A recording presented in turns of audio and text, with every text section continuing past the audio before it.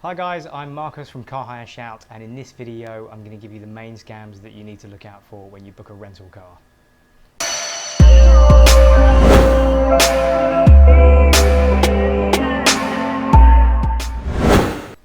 Okay, so there's quite a few scams that the car hire companies have come up with to get more money out of you in not particularly honest ways. So I'm going to go through those with you now.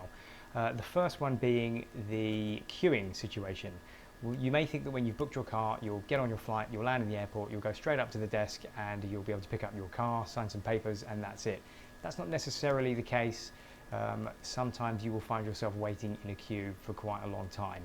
The worst I've had is with Interrent in Barcelona, where I had to wait 2.5 hours before I got the car. I was actually going to a wedding and I only just made it.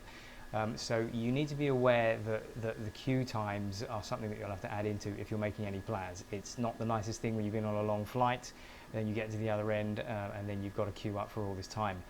The car hire companies will sometimes let you pay a fee to jump the queue. I think it was 30-40 euros with Interrent. I didn't want to pay that, I would rather wait. And it all worked out in the end anyway, but it is frustrating. So be aware that you may be waiting at the other end. It may not be a quick process unless you want to pay to jump the queue. In the Car Hire Shout app, there is an area where when you fill in your details of your car rental, you can add in there how long you had to wait before you were seen. What will happen is it will then take the average time of everybody that had to wait, and then we can distinguish what the wait time is on average, which can be useful before you book the car so you know roughly how long you'll be waiting at the other end. Okay, moving on. Number 2, insurance. This is the one where I will be doing another video because there's quite a lot to this, but effectively you've got two choices when it comes to insurance. You can buy insurance online before you go, a separate policy, and it will cover you for your car rental should there be any damage to the car. Okay. The second one is to buy the insurance from your car rental desk when you get there, and that is usually an inflated price. It will be much cheaper to buy it online before you go as a separate policy. And so that's where the scam is they inflate the price because if you don't take their insurance, what they make you do is they make you leave a hefty deposit. That can be anywhere from 1,000 euros to 2,000 euros. And they will tell you that you will have to pay for any damage out of that deposit. And then you'll have to claim it back from your insurance policy that you got from a third party.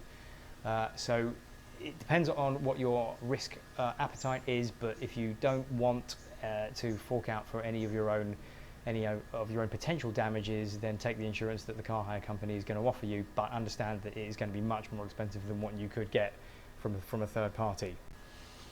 If you do buy third party insurance and then you show up at the rental desk, they may still try and force you to take their insurance because it's more money for them. And what they'll do is they may well tell you that your insurance policy isn't valid with them and you must take theirs out. I've had this with Gold Car, and I've had this with a few other of these cheaper car hire places. Now, that's not actually true. Your insurance policy from a third party will be valid. It's just that, as I said, if you make any damage to the car, you will have to pay the car hire company out of your own pocket and then claim it back from the insurance company. If they tell you that your insurance is not valid, it most likely is, and they're probably not telling you the truth. They're just trying to force you to buy their insurance. That's the scam. So if you do buy insurance, I would probably insist, maybe call the insurance company, double check that it is valid and that there is going to be no problem.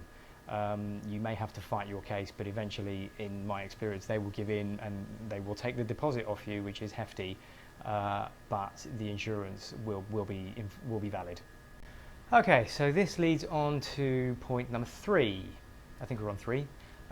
It's the deposit. The deposit you will be charged if you don't take their insurance, as I said, and that can be as much as 1,000, 2,000 euros I've seen, which is pretty crazy.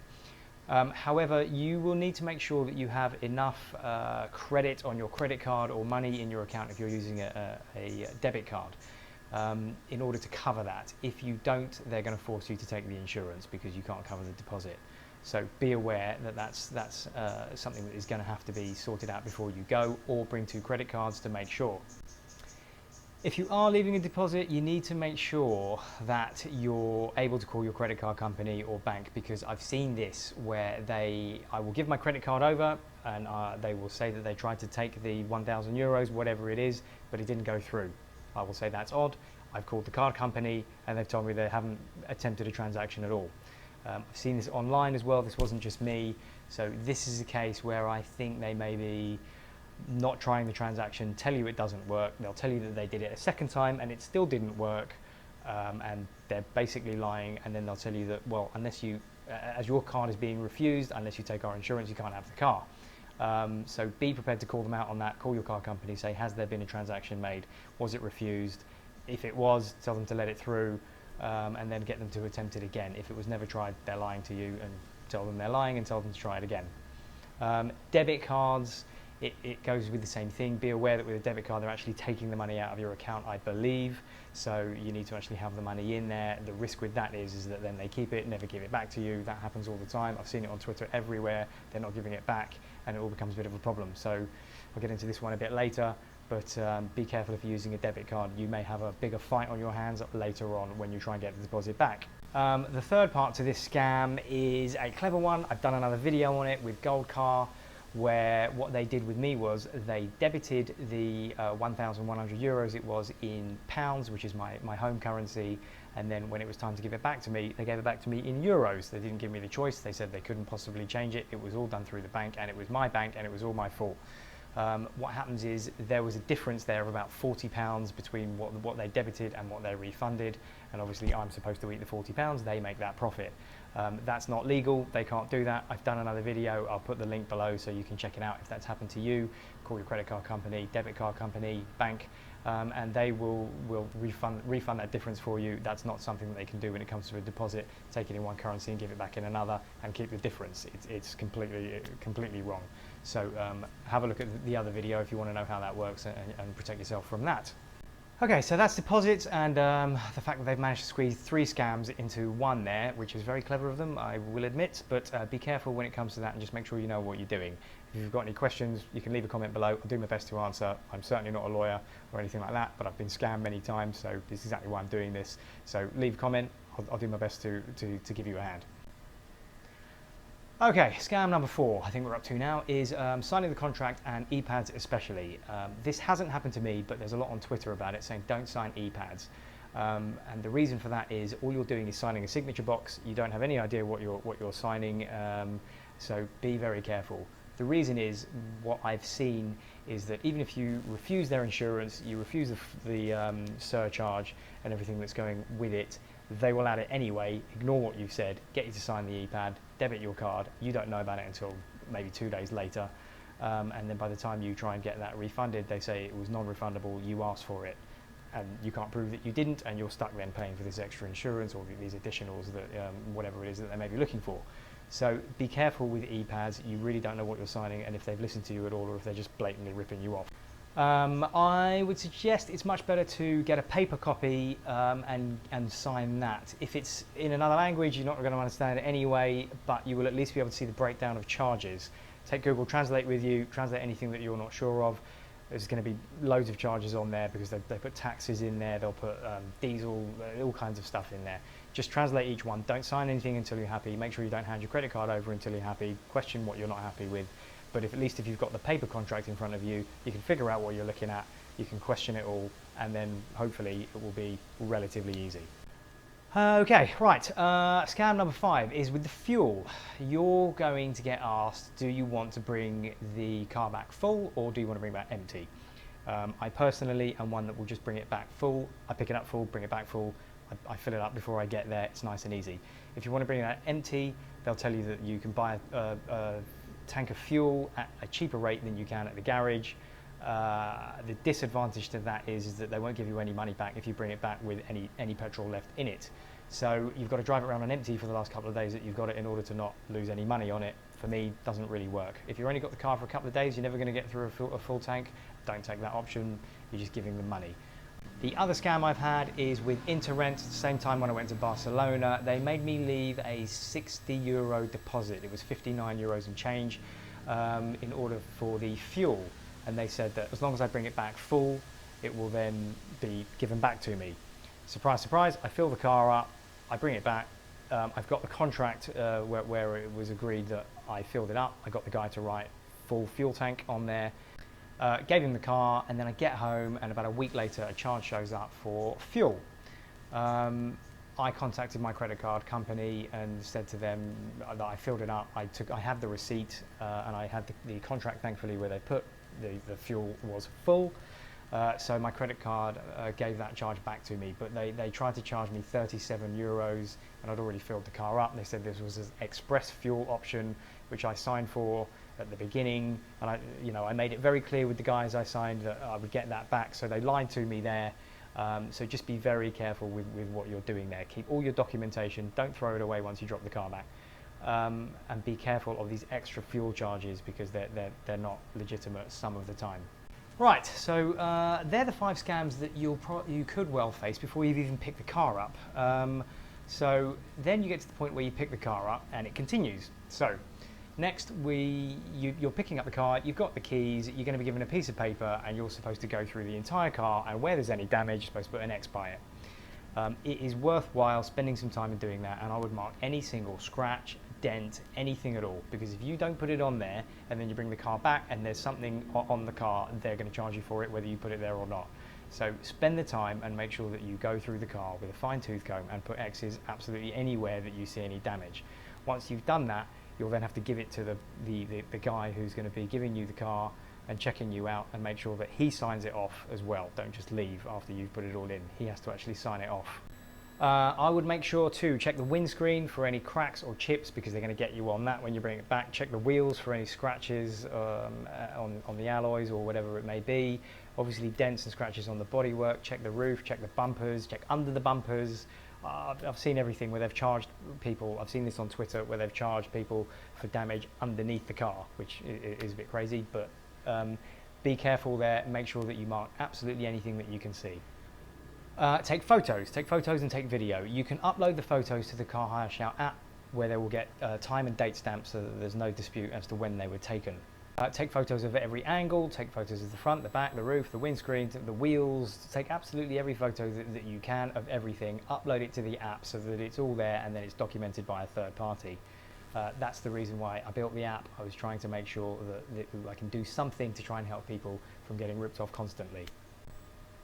Okay, so you've finally got your car, you can get on with your holiday or your business trip or whatever it is that you're doing. As far as the scams, when you've got the car, the only one I know of happens to tend to be in America, where it's to do with the tolls. You will get charged apparently much higher for the tolls. I've rented cars in the States. I don't remember having any major problems with it, but I've seen online is that you have to pay an admin fee in order to pay the tolls. Some people pay the tolls as they go through and then still get charged because the car goes through on cameras and then the computers link it all up. Be careful with that one. Maybe ask at the counter, how does it work with tolls? From what I remember, they give you, I rented a box and then the tolls went through on that, and I paid them. But I'm not exactly sure how that works, but it will be worth checking it out because it does come up online a fair bit. The next hurdle you'll have to jump is returning the car, which should be simple, but isn't always the case. So, return the car. If there's no damage to the car and everything is good, you will get a receipt effectively saying that the car is fine, there's no damage. Make sure you keep that receipt, I would say, for 2 or 3 months. Okay, don't throw any of the paperwork away, don't throw your contract away, keep all of it. There are cases where you'll get home and you could be charged for what they then claim is damage. The second point on this is make sure that you're not late. The time that you have allocated that you would bring the car back, make sure you're within that time frame. I think they may give you half an hour, but I wouldn't even risk that. If you're late, what they'll do is they'll charge you an entire day, but they won't charge you at the rate that you may have got it online. They'll charge you at their daily published rate, whatever that is, and it usually is a lot more. So make sure that you get the car back on time. Don't be late. It will end up costing you an entire day at an inflated rate.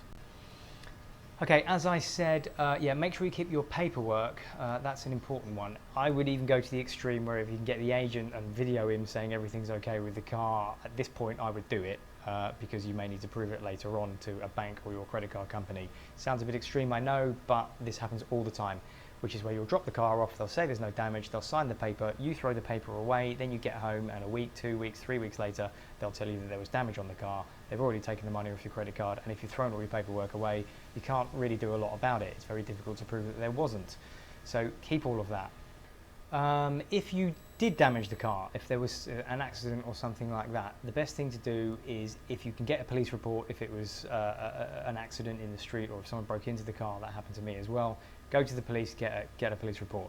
It's difficult if you've got to do it in another language, I know, but do what you can to get that report. You're going to need it for the insurance, whether it's with the car hire company or with a third party. So make sure that you make the effort, get that police report. What you'll then need to do is make a claim. If you've taken insurance out with the car hire company, they should pretty much deal with it, and you shouldn't be charged anything extra. If you've made it through a third party, what you'll have to do is pay the damage to the car hire company.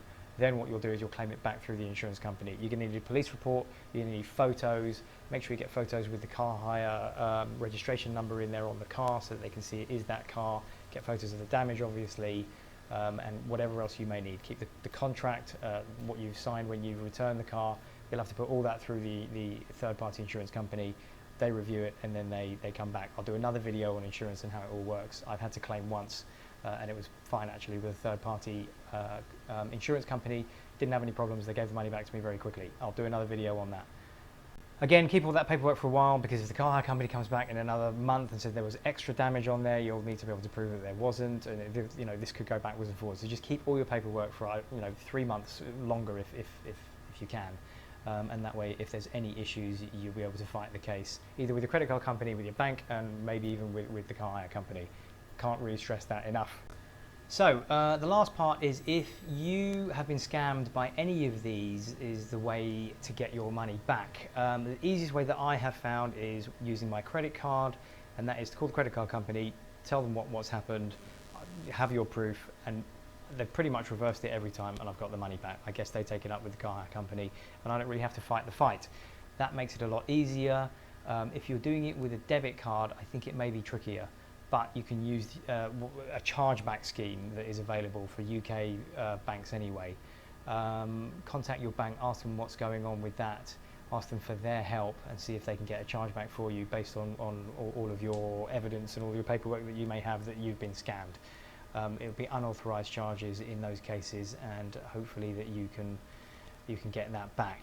Other option is the European rental car conciliation service, I think it is. Have a look for that online. There is a link on the Car Hire Shout website. I'll drop a link to it below actually as well, so you don't have to search around for it. But for the car hire companies that subscribe to that service, these guys sort out any dispute, and the car hire companies that have agreed to this service, they are bound by that decision. So in the first place, it might be wise to rent cars from those companies. I would say they're more reputable, and then if you do have a problem, you do at least have an intermediary other than your credit card that may help you out if everything else fails. So check that out, and it may be a good idea to go with them.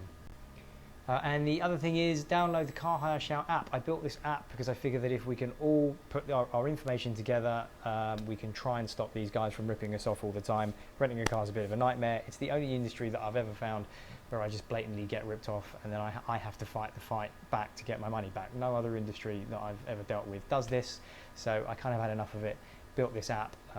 There's information that you've got to fill in when you rent a car. I know it can be a bit of a pain, but if we can all do it and bring it together, we will then have a case against these car hire companies to stop ripping us off.